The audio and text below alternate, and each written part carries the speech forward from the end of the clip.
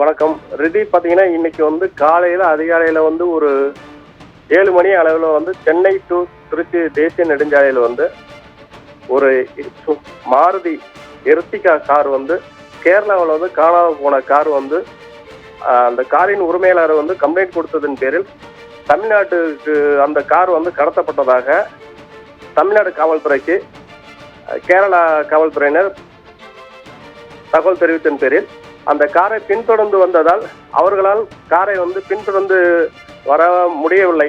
அதனால் பெரம்பலூர் பகுதியில் இந்த கார் ஜிபிஎஸ் கருவி மூலம் கண்டறியப்பட்டு பெரம்பலூர் காவல்துறைக்கு தகவல் தெரிவித்த நிலையில் இன்று காலை மாருதி எர்டிகா காரை பறிமுதல் செய்வதற்காக அந்த காரை மடக்கி பிடிப்பதற்காக பெரம்பலூர் காவல்துறையினர்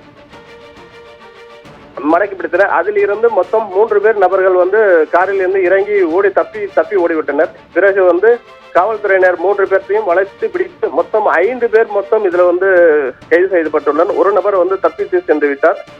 இந்த தப்பிய நபர் காவல்துறையினர் தீவிர தேடுதல் வேட்டையில் ஈடுபட்டு வருகின்றனர். ஆனால் இந்த கைது செய்த 5 நபர்களும் முன்னுக்கு பின்னாக கஞ்சாவை கடத்தியதாக முன்னுக்கு பின்னாக பதில் அளித்து வருகின்றனர். இதனால் விசாரணையில் ஈடுபட்டு வருகின்றனர்.